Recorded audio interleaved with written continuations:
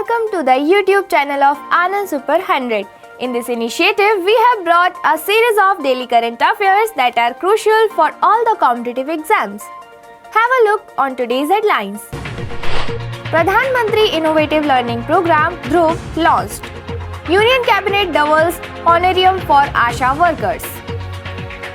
Government constitutes panel to suggest measures to augment GST revenue. Peter Handke, Olga Tokarczuk win Literature Nobel for 2019. Australian women's cricket team wins record 18th consecutive ODI. 13th Conference of Central Council of Health and Family Welfare inaugurated. World Mental Health Day 2019 observed. Let's discuss news in detail. Pradhan Mantri Innovative Learning Program Dhruv launched.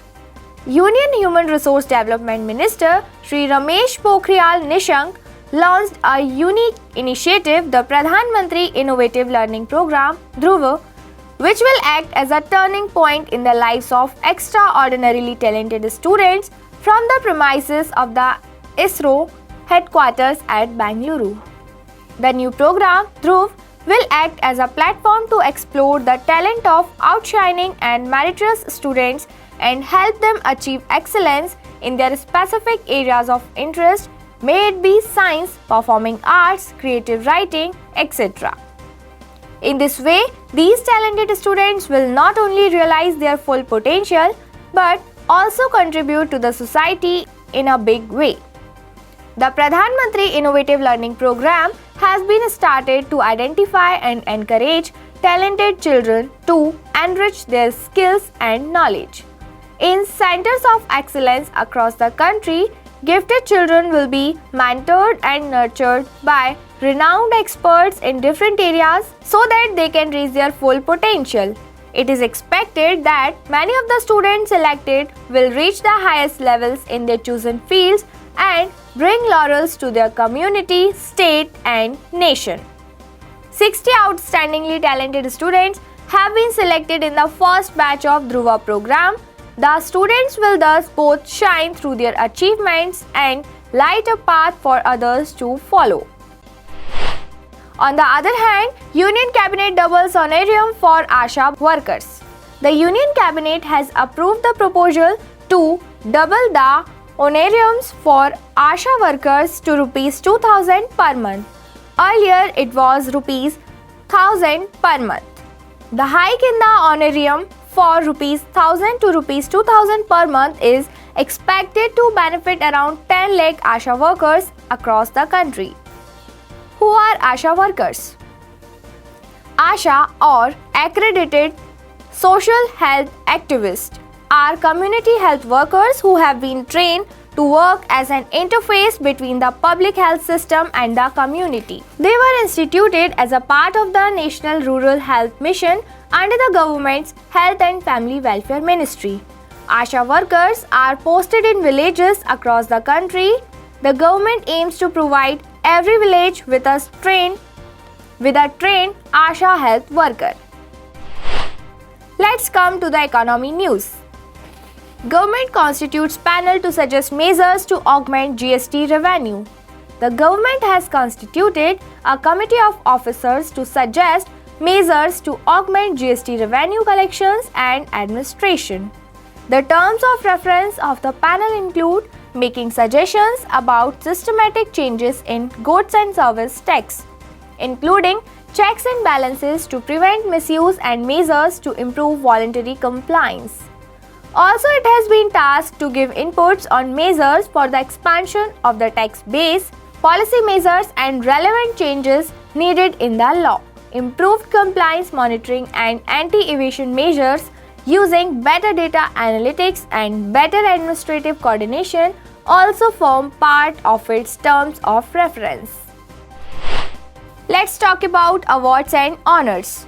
Peter Handke and Olga Tokarczuk win Literature Nobel for 2019. Polish novelist Olga Tokarczuk and Austrian writer Peter Handke won the 2018 and 2019 Nobel Prizes for Literature on October 10. After a year's hiatus in awarding the prize due to sex abuse allegations that rocked the secretive Swedish Academy, which selects the laureates. Ms. Tokarsuk won for works that explore the crossing of boundaries as a form of life. The Nobel Prize in Literature for 2019, Mr. Handke, for an influential work that, with linguistic ingenuity and explored the periphery and the specificity of human experience, the committee said. Ms. Tokarsuk is the only 50th woman to win the Nobel Prize for Literature in more than a century. The Literature Prize was cancelled last year after an exodus at the exclusive Swedish Academy, which chooses the winners following sex abuse allegations. Jean-Claude Arnault, the husband of a former Academy member, was convicted last year of 2 rapes in 2011. Arnault allegedly also leaked the name of Nobel Prize Literature winners 7 times. The 2018 and 19 awards were chosen by the Swedish Academy's Nobel Committee, a new body made up of 4 Academy members and 5 external specialists.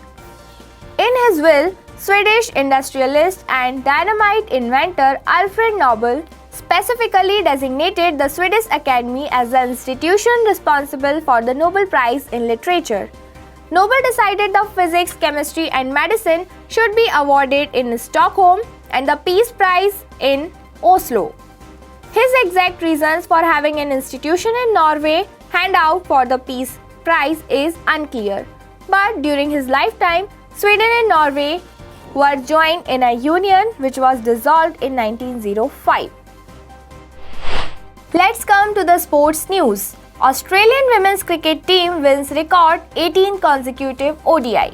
A thrilling Alyssa Healy turn has rocketed Australia to the most consecutive wins in women's one-day internationals, thrashing Sri Lanka by 9 wickets at Brisbane's Allan Border Field.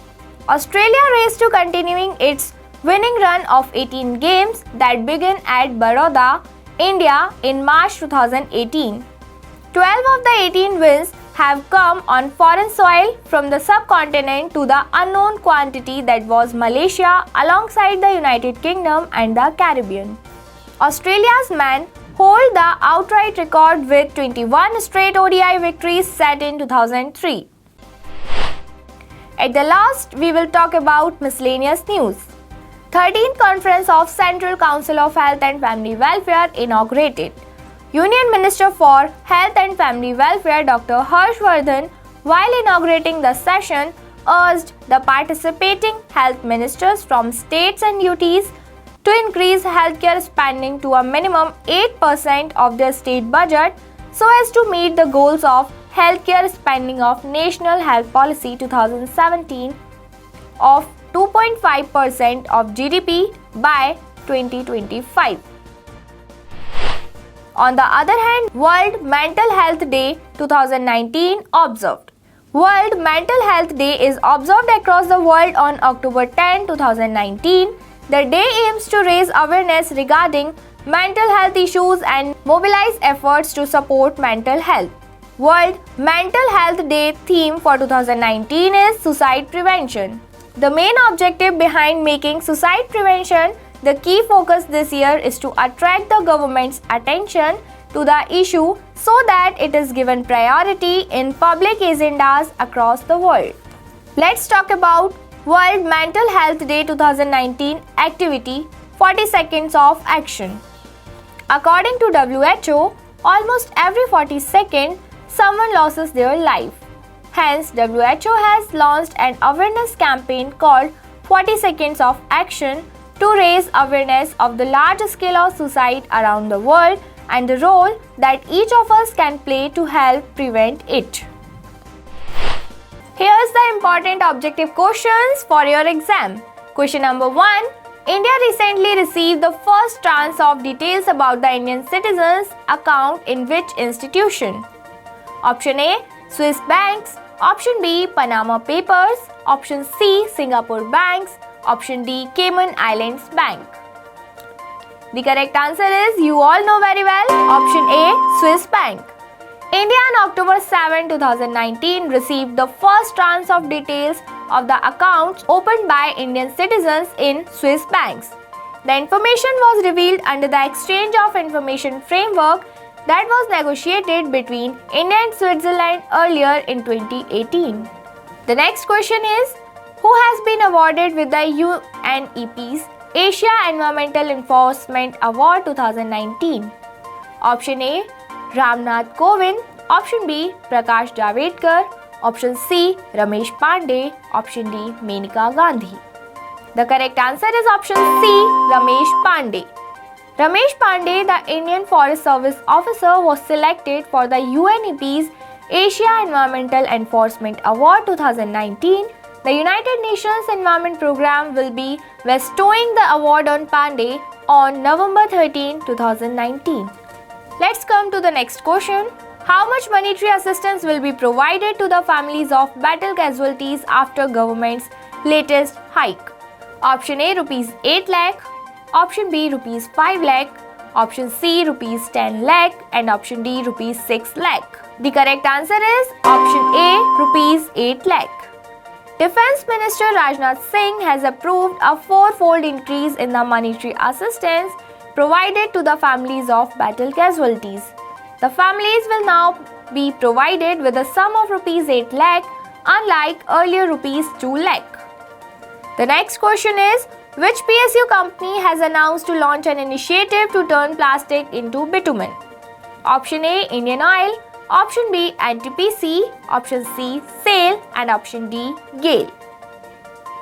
The correct answer is option A, Indian Oil.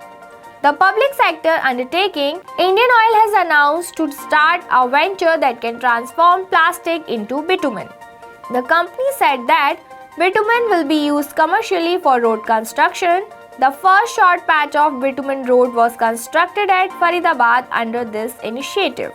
The next and the last question is, the Government of India launched which portal recently to improve coal supply to power plants? Option A, Deepak. Option B, Prakash. Option C, Light. Option D, Ujjwala. And the correct answer is option B, Prakash.